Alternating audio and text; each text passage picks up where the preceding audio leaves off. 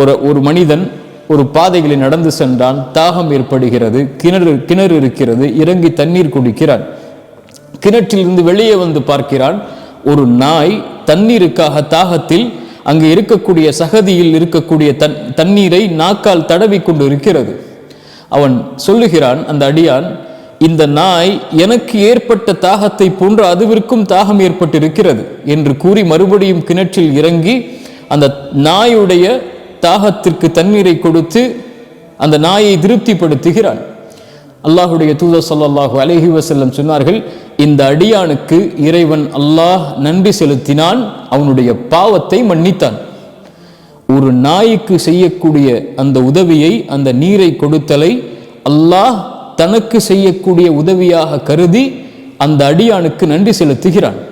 படைப்பினத்திற்கு நன்றி செலுத்தினால் படைத்தவனுக்கு நன்றி செலுத்துதலுக்கு அது சமம்.